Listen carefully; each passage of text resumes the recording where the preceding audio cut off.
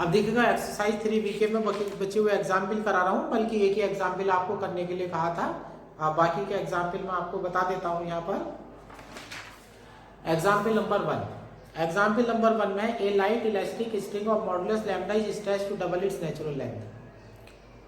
Small a असली लंबाई की और प्रत्यास्थता गुणांक लैम्डा प्रत्यास्थता गुणांक वाली एक धागा है elastic string stretched to double its natural length. उसे इतना खींचा जाता है कि उसकी लंबाई जो है अपनी ओरिजिनल लंबाई की दुगनी हो जाती है। And is tied to 2 fix point distance 2a apart. और उसे कस करके दो बिंदु के बीच बांध दिया जाता है, जिनके बीच की दूरी जो है वो 2a है। तो इसका मतलब यह इशारा साफ है, जब वो हमसे कह रहा है कि एक धागे को लेकर के उसकी लंबाई दुगनी करके दो बिंदुओं के बीच बांध दीजिएगा जिनके बीच की दूरी 2a है, तो इसका मतलब है कि जो हमारी धागे की लंबाई थी वो ओरिजिनल a होनी चाहिए। जब हम उसे खींच करके दुगना करके बांधेंगे तो उसकी लंबाई जो है वो 2a हो जाएगी, और वो उन दो बिंदुओं के बीच में आसानी से बांधी जा सकती है जिनके बीच की दूरी 2a है। फिर आगे कहता है वो a particle of mass m is tied to it middle point. अब उसके मध्य बिंदु पर एक पार्टिकल बांध दीजिएगा, tied to middle point is displaced in the line of string, और स्ट्रिंग की ही रेखा में उसे विस्थापित कर दीजिएगा through a distance equal to half is distance, जो उसकी आधी दूरी के बराबर हो from the fix point and released, और उसे छोड़ दीजिएगा। जो उसकी आधी दूरी के बराबर हो उसे विस्थापित करके उसे छोड़ दीजिएगा। Prove that the time of small oscillation is pi under root am upon lambda. इस प्रकार से जो छोटे छोटे दोलन होंगे उनका आवर्तकाल pi under root am upon lambda होगा। And the maximum velocity is under root lambda a upon m, और जो मैक्सिमम वेलोसिटी होगी वो under root lambda a upon m होगी। वह lambda is modulus of elasticity, और लैम्डा जो है वो प्रत्यास्थता गुणांक है। तो हमारे पास ऐसे समझिएगा, स्मॉल ए लंबाई का एक धागा है, उसको खींच करके हम दुगना कर देते हैं जिसकी लंबाई 2a हो जाती है, और उन्हें दो बिंदुओं के बीच में बांध देते हैं, और उसके ठीक मध्य बिंदु पर हम एक पार्टिकल बांध देते हैं। तो जब मध्य बिंदु पर हम पार्टिकल को बांधेंगे तो हमारा दो भागों में धागा बढ़ जाएगा, बायां धागा और दायां धागा। पूरे धागे की जो नेचुरल लंबाई है वो स्मॉल ए थी, तो जब हम उसके दो पार्ट करेंगे तो ध्यान रखिएगा प्रत्येक धागे की जो नेचुरल लंबाई है वो a/2 हमारी हो जाएगी। अब ऐसे समझिएगा, थ्योरी में इसकी नहीं लिखूंगा, थोड़ी सी कैलकुलेशन बता दूंगा, तो नाम में डायग्राम वाली रख रहा हूं। ये मेरा पॉइंट ए है और इधर मेरा पॉइंट a डैश है, ये मिड पॉइंट मेरा O है, इधर मेरा बिल्कुल बीच में पॉइंट B है, और इधर B डैश है, ये a/2 है, यहाँ से यहाँ तक a/2 है, यहाँ से यहाँ तक a/2 है, यहाँ से यहाँ तक जो है मेरा a/2 है। अब ये है, तो इस डायग्राम के अकॉर्डिंग देखिएगा, मेरे पास स्मॉल ए लंबाई का धागा था। जब मैंने उसे खींच करके दुगनी लंबाई 2a का करा तो वो दो बिंदु ए और a' के बीच में बांध दिया गया है। फिर मैंने बिंदु O पर जाकर के एक पार्टिकल बांध दिया। अब जब ऊपर जाकर के मैं पार्टिकल बांधता हूँ तो एक धागा मेरा बायां वाला हो जाता है, एक मेरा धागा मेरा दायां वाला हो जाता है। अब पूरे धागे की नेचुरल लंबाई स्मॉल ए थी, तो जब ये दो भाग होते हैं तो इनकी नेचुरल लंबाई a/2 हो जाती है। नेचुरल लंबाई के बारे में बात करना इसलिए जरूरी है क्योंकि जब हम हुक का नियम लगाने जाएंगे तो ऊपर हमें लंबाई में वृद्धि चाहिए और नीचे नेचुरल लेंथ चाहिए। तो लंबाई में वृद्धि भी तो हमारी तब तक नहीं आएगी ना जब तक हमारे पास नेचुरल लंबाई हमें नहीं पता होगी। तो मैंने जो बताया था ये बताया था कि जब भी आप लेने जा रहे हैं लंबाई में वृद्धि, तो आप सिर्फ एक काम करिएगा, डायग्राम में जो आप लंबाई देख रहे हैं उसमें से आप ओरिजिनल वाली जो नेचुरल लंबाई है उसे घटा दीजिएगा और आपकी लंबाई में वृद्धि प्राप्त हो जाएगी। अब देख लीजिएगा, इस समय पार्टिकल O पर है। अब उसने ये कहा है पार्टिकल को B तक ला करके खींच करके छोड़ देते हैं। तो मान लीजिएगा किसी समय जो पार्टिकल है वो बिंदु P पर है और यहाँ से यहाँ तक की जो डिस्टेंस है x है। अब बिंदु P पर पार्टिकल है और यहाँ धागे की जो लंबाई O से लेकर के P तक की है वो x ली जा चुकी है यहाँ पर। अब देखिएगा दो टेंशन ले लीजिएगा, अब एक पार्ट आपका AP हो गया, इधर टेंशन आपकी मान लीजिएगा T1 है और दूसरा पार्ट आपका A' हो गया और इधर टेंशन ले लीजिएगा T2। अब ये T1 और T2 जो है मैं दोनों की टेंशन दिखा चुका हूँ, दोनों की टेंशन दिखा चुका हूँ। जब आप यहाँ से लेने जाएंगे, अब यहाँ से इक्वेशन ऑफ मोशन बना देता हूँ मैं, ये हो हो जाएगी, यहाँ थ्योरी आप बुक से लिख लीजिएगा। तो ये हो जाएगी equation of motion at p। Newton का नियम लगा दीजिएगा आप, d2x/dt²। इधर वाला पॉजिटिव लेना पड़ेगा आपको, तो आप लेंगे t1। ये आपकी डायग्राम का अकॉर्डिंग ये है tension in part B minus t2 tension in part P A dash. तो ये हो जाएगा m/d2s/dt² = t1, या लैम्डा आ जाएगा। टेंशन इन पार्ट पी है, पी ए वाली पार्ट की टेंशन है, डायग्राम के हिसाब से देख लीजिएगा। यहाँ से यहाँ तक कि आपकी ए है और ये एक्स है, तो ये बचेगी a माइनस एक्स, यानी कि यहाँ से यहाँ तक कि a माइनस एक्स हो जाएगी, a minus x minus a/2/a/2। लंबाई में वृद्धि निकालने में बच्चे बहुत कंफ्यूज होते हैं, और जबकि उसका एक आसान सा तरीका होता है कि डायग्राम में जो आपकी लंबाई दिख रही है उस लंबाई को लेकर के उसमें से नेचुरल लंबाई घटा दीजिएगा, लंबाई में वृद्धि प्राप्त हो जाएगी। अब ये हो जाता है -t2 लैम्डा। अब इस पार्ट में आ जाइएगा पी ए डैश में, पी से अगर आप ए डैश तक की दूरी नापेंगे तो ये आपकी हो जाएगी a+x हो जाएगी, a+x हो जाएगी, और माइनस ओरिजिनल a/2/ओरिजिनल a/2। तो ये हो जाता है m/d2x/dt² = लैम्डा। ये a/2 माइनस x/a/2 हो जाएगा, minus lambda a/2 plus x/a/2 हो जाएगा।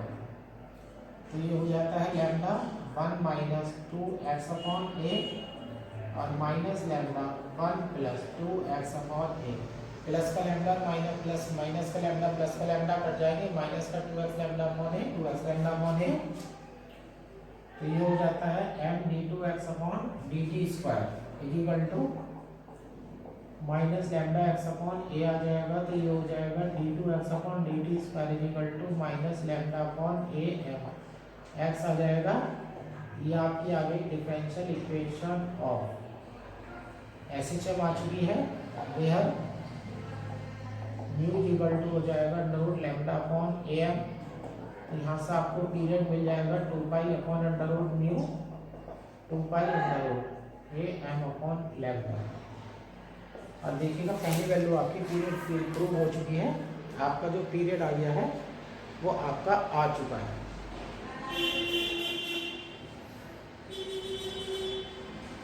टाइम इज 1 मिनट, तरह थोड़ी सी गड़बड़ हो गई है। यहाँ 2x और 2x है ना, तो 2x और 2x यहाँ पर गलत हो गया है मेरे से। यहाँ -4 लैम्डा x आएगा, यहाँ पर 4 लैम्डा आएगा, यहाँ 4 लैम्डा आएगा। तो यहाँ पर जब बटे में 2 आएगा तो 2 से 2 कट जाएगा, π/am/λ। फिर वो कहता है at the maximum velocity is √λ/a/m। Maximum velocity निकालने जा रहे हैं, तो मुझे वेलोसिटी चाहिए। ध्यान रखिएगा, मैक्सिमम वेलोसिटी साम्य स्थिति में होती है, और साम्य स्थिति वो बिंदु होता है जब धागे पर कोई भी धागा जो कण होता है वो साम्य अवस्था में होता है।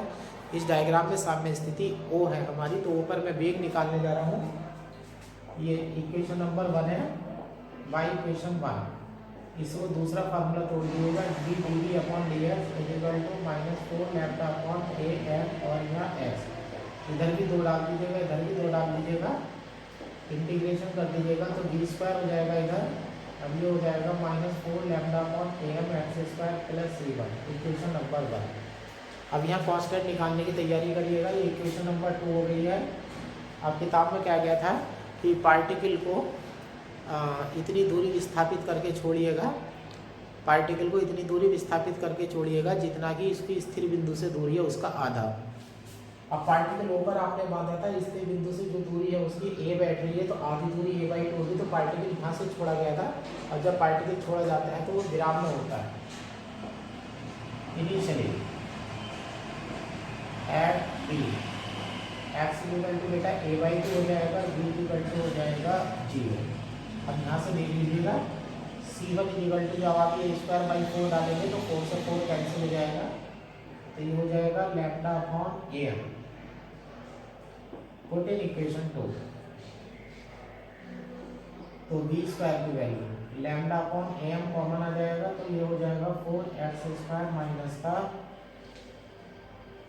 4x² और 4x² हो जाएगा। C1 की वैल्यू में लैम्डा अपॉन एम है, तो ये वैल्यू प्लस की आ गई है मेरी, तो ये हो जाएगा 1 माइनस 4x²। ये वैल्यू मेरी जो है वेलोसिटी की आ गई है। इस वेलोसिटी को मैं कहीं भी जो है यूज़ कर सकता हूँ। मुझे मैक्सिमम वेलोसिटी चाहिए, तो maximum velocity will be at O. अब ध्यान रखिएगा फिजिक्स के नियमों का यूज़ करना है। जो अधिकतम वेग होता है वो साम्य स्थिति में होता है, और साम्य स्थिति वो होती है जब कण पर लगने वाला परिणामी बल शून्य होता है।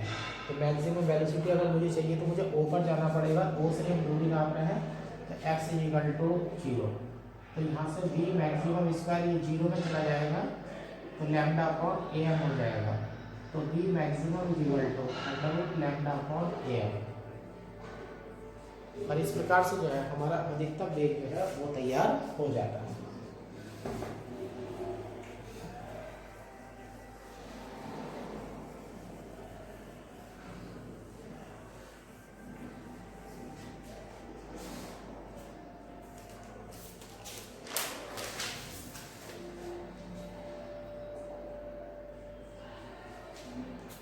एग्जाम्पल नंबर 2 देखिएगा।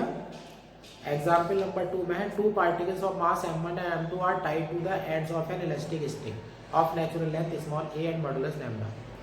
आपके पास एक इलास्टिक स्ट्रिंग है जिसकी असली लंबाई स्मॉल a है और प्रत्यास्था गुणांक लैम्डा है। उस पर दोनों सिरों से पार्टिकल बांधे गए हैं। एक पार्टिकल का द्रव्यमान m1 है और दूसरे पार्टिकल का द्रव्यमान जो है वो m2 है। अब आप ऐसा समझ लीजिएगा, a और b ऐसा किया, थोड़ा सा इधर बना लेता हूँ, a b, यहाँ m1 है, यहाँ m2 है, और यहाँ से यहाँ तक की नेचुरल लेंथ है। यानी कि आपके पास एक इलास्टिक स्ट्रिंग ए बी है जिसकी लंबाई स्मॉल ए है। उसके एक सिरे पर पार्टिकल m1 द्रव्यमान का बंधा है और दूसरे सिरे पर जो पार्टिकल है वो m2 द्रव्यमान का बंधा है। फिर वो कहता है they are placed on a small table. इस स्मॉल टेबल पर रख दीजिएगा, so that the string is just taut. String लगभग खींची हुई है। पहले भी जस्ट वर्ड आ चुका है। अगर जस्ट वर्ड आ जाता है, जस्ट के आगे चाहे स्ट्रेच लिखा हो या अनस्ट्रेच लिखा हो, तो आप धागे में टेंशन नहीं लेंगे। ये तब की स्थिति होती है जब धागा अपनी असली लंबाई में होता है। और फिर वो कहता है सो that the string is just taught and m2 is projected with any velocity directly away from m1। अब जैसे ये समझिएगा, ये दोनों जो पार्टिकल है ये धागे से बंधे हुए एक मेज पर रखे हुए हैं। धागा अपनी असली लंबाई में। अब ये क्या करेगा, m2 ऐसा हाथ से पकड़िएगा और m1 से दूर की ओर को फेंकेगा। क्या, m2 को हाथ से पकड़ करके m1 से दूर की ओर को फेंकेगा। तो m2 को हाथ से पकड़िएगा, इस ऐसे करके फेंक दीजिएगा, यानी कि m2 को पकड़ के ऐसे फेंक देगा। सही है ना। तो जब आप m2 को ऐसे करके फेंकेंगे ना, तो पहले धागा खींचेगा, m1 अपनी जगह से नहीं हिलेगा, धागा खींचेगा। फिर धागा जब ज़्यादा टाइट हो जाएगा तो धागे में टेंशन हो जाएगी, तो फिर m2 भी भागा चला जाएगा और m1 भी भागा चला जाएगा। फिर वो कहता है prove that the string will become slack after the lapse of time pi under root a m1 m2 upon lambda m1 plus m2। और फिर आपको सिद्ध करके दिखाना है कि जो समय इसने दे रखा है pi under root a m1 m2 upon lambda m1 plus m2, इतने समय के बाद जो है धागा जो है वो पुनः ढीला हो जाता है। अब ध्यान से देखिएगा, यहाँ पर m2 वाले जो पार्टिकल है ना, ये तो स्टार्टिंग पोजीशन है, ये तो इनिशियल पोजीशन है ना। अब m2 वाले पार्टिकल को आप उठा करके ना ऐसे करके फेंक दीजिएगा। अब जब ये पार्टिकल को ऐसे करके फेंकेंगे तो दोनों दाईं तरफ को भागे जा रहे होंगे। तो कैलकुलेशन करने के लिए किसी बिंदु पर आ जाइएगा। अब ऐसे मान लेते हैं, ये तो हमारी इनिशियल पोजीशन है, ये तो सबसे शुरू की बात है। दूसरी पोजीशन में आप ये मान लीजिएगा, ये तो यहाँ से भाग चुका होगा, यहाँ बिंदु है O डॉट या A है। अब धागे की लंबाई देखिएगा, मैंने थोड़ी सी बढ़ा दी है। ये m1 है, ये m2 है। यहाँ से यहाँ तक की डिस्टेंस आप मान लीजिएगा x है, और इसने लंबाई a थी, ये ले लीजिएगा a प्लस y। अब यहाँ ध्यान से देख लीजिएगा, जब मैंने m2 को m1 से दूर की तरफ को ऐसे करके फेंका तो m1 भी अपनी जगह छोड़ गया, m2 भी अपनी जगह छोड़ दिया। ये ऑक्सीलेशन करते हुए इधर की तरफ भागे चले जा रहे हैं। मैं अभी भाई बैठा हूँ कैलकुलेशन करने के लिए। क्योंकि हमारे मैथ वालों की खास बात होती है कि हमारा जब कैलकुलेशन कर रहे होते हैं तो उसमें ओरिजिन का होना बहुत ज़रूरी है। अब ओ से इधर को मैं नाप रहा हूँ तो इधर को मेरी पॉजिटिव डायरेक्शन होगी। अभी तक मैं कहता आया था कि जब भी आप धागे को किसी बिंदु से बांधेंगे तो उस धागे की जो टेंशन लेंगे वो स्थिर बिंदु की ओर लेंगे। देखिएगा, जब धागा किसी स्थिर बिंदु से बंधा होता है तो धागे की जो टेंशन होती है वो स्थिर बिंदु की ओर ली जाती है।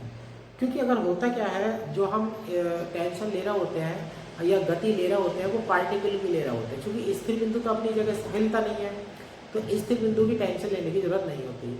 अब मैं टेंशन का आपका वास्तविक रूल बता देता हूँ, ये ध्यान से बात सुन लीजिएगा। किसी धागे में टेंशन अंदर की ओर होती है, किसी धागे में जो टेंशन होती है वो अंदर की ओर होती है। देखिएगा, अब पार्टिकल जो m1 द्रव्यमान का है वो a हट चुका है, मैंने ओ से a तक की दूरी x मान ली है, और जब आप खींच करके छोड़ते हैं तो धागे की लंबाई बढ़ चुकी होगी। इस समय धागे की लंबाई में मैंने डाल दिया है, कितना यहाँ पर डाल दिया है, a + y डाल दिया है, तो a मेरी ओरिजिनल है और धागा इस समय खिंचा हुआ है, तो y इसमें खिंचाव आ चुका है। और हमें पता है जब किसी धागे में खिंचाव आ जाता है तो उसमें टेंशन कार्य करने लगती है। आप टेंशन की डायरेक्शन ले रहे हैं यहाँ पर इनवर्ट। अब देखिएगा, डायरेक्शन जो है टेंशन की इनवर्ट हो चुकी है, ध्यान रखिएगा। अब नाम जो है, ये नाम मैंने इस तरह से लिख दिए गए हैं, जो मैंने नाम लिखे हैं वो नाम इस तरह से लिखे हैं मैंने, जी बुक वाले नाम जो है इसमें काम कर जाएंगे। अब थ्योरी इसमें लिख देते हैं, फिर बुक से आप थ्योरी लिख लेंगे। अब आप इसमें ये चलिएगा by Hooke's law, Hooke's law आ जाएगा टी लैम्डा लंबाई में वृद्धि बाई अपॉन ओरिजिनल लंबाई ए। अब इक्वेशन ऑफ मोशन बनाइएगा, the equation of motion for m1, ये ध्यान रखिएगा, m1 d2x/dt²।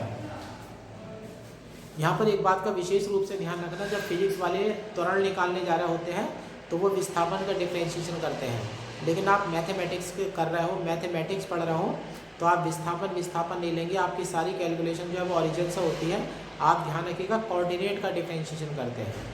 अगर आप किसी भी पार्टिकल का त्वरण निकालने जा रहे हैं तो उसका जो कोऑर्डिनेटर था तो ओरिजिन से दूरी है, उसका 2 बार टाइम के रेस्पेक्ट में डिफरेंशिएशन कर दीजिएगा और आपका त्वरण प्राप्त हो जाएगा। इसी सिद्धांत का प्रयोग करते हुए इसमें त्वरण ज्ञात कीजिएगा। अब देखिएगा, मैं m1 के लिए इक्वेशन निकालने वाला हूँ, m1 a पर है, a की o से दूरी जो है वो x है, तो मैं x का 2 बार अवकलन कर रहा हूँ, ठीक है, m1 d2x/dt²। अब देखिएगा, a की टेंशन ये वाली है और b की टेंशन ये वाली है, ध्यान रखना इस बात का। जब a पर कैलकुलेशन करने जाएंगे तो टेंशन t ये लेंगे, और जब b पर कैलकुलेशन करने जाएंगे तो टेंशन t ये लेंगे।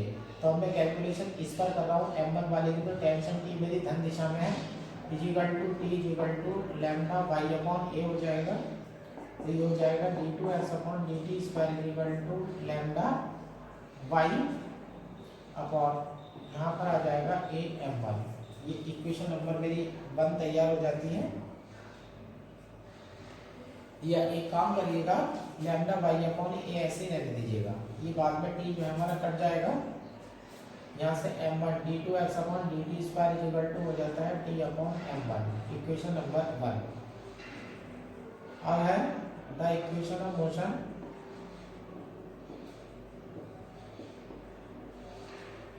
Of motion for m2। अब m2 के लिए मैं गति की समीकरण लेने वाला हूँ, तो मैं m2 का जो कोऑर्डिनेट होगा, जो o से नपेगा, तो वो होगा x + a + y। अब इसका मैं डिफरेंशिएशन करके द्रव्यमान से गुणा कर दूंगा तो बल हो जाएगा, और m2 की जो टेंशन होगी वो t होगी। अब ये बाई तरफ को जा रही है तो इस पर आप माइनस लगाएंगे, ये m2, तो ये m2 हो जाएगा, और यहाँ d2/dt² क्या है, x + a + y = माइनस का t हो जाएगा। ये डिफरेंशिएशन अंदर ले जाएंगे तो d2x/dt² + 0, ये हो जाएगा d2y/dt² = माइनस का t/m2, इक्वेशन नंबर 2। अब ये 2 इक्वेशन आ चुकी है मेरे पास।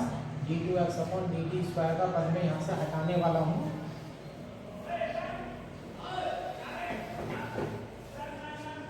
ये पद मैं यहाँ से हटा देता हूँ।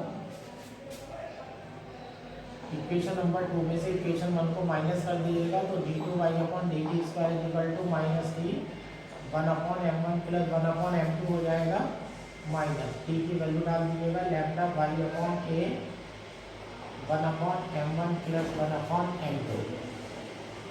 तो d2y/dt² में आ जाता है माइनस लैम्डा अपॉन ए आ जाएगा m1 प्लस m2/m1 m2, और यहाँ y आ जाएगा। ये आ जाएगी आपकी differential equation of SHM. Differential equation of SHM हमारी आ चुकी है। अब देख लीजिएगा पीरियड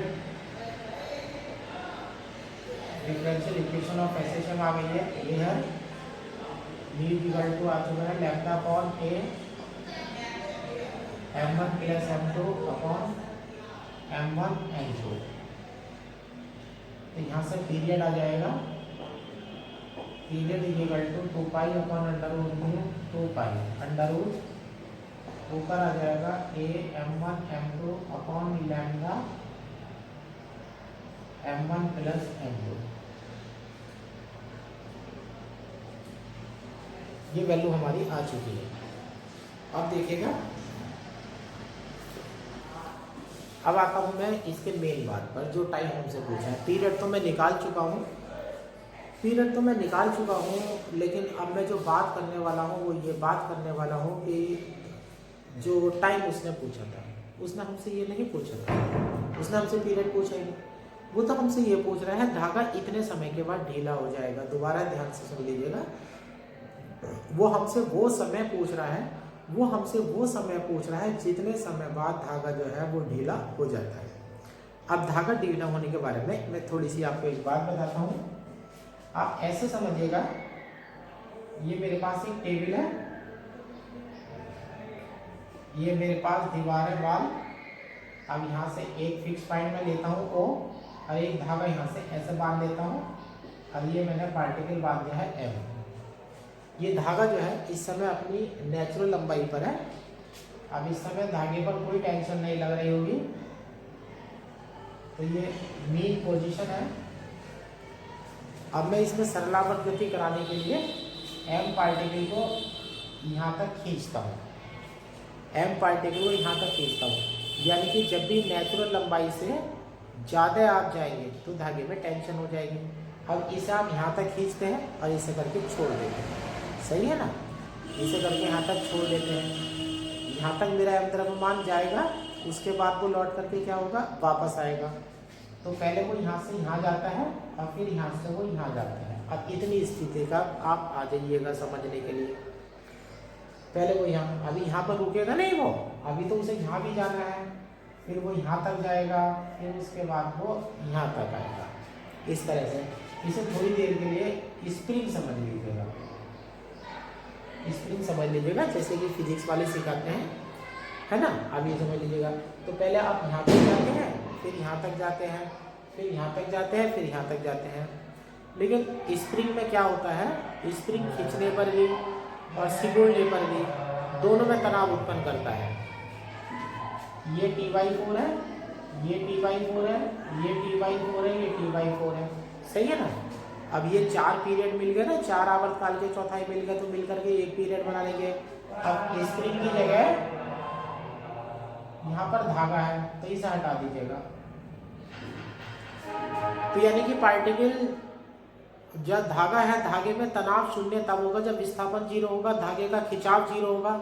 जब धागे का खिंचाव 0 हो जाएगा तो उस समय टेंशन जो है वो 0 हो जाएगी, सही है ना।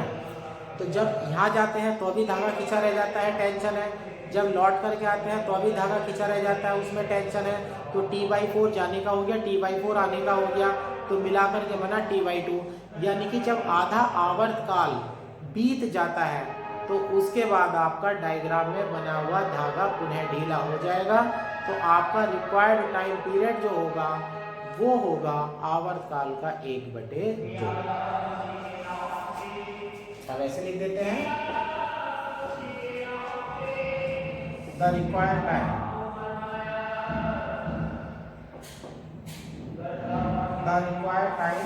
आफ्टर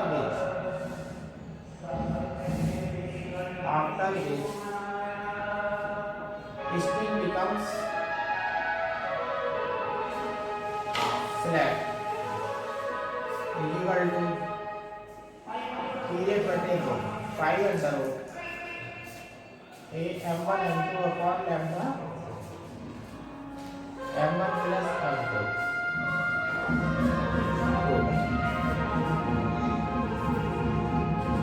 आज की वीडियो में यहीं एंड करता हूँ। थोड़ी सी वीडियो बना रहा हूँ क्योंकि अब जो है बाहर शोर मच रहा है शादी का, अब जो है वीडियो बनानी पॉसिबल जो है वो नहीं है।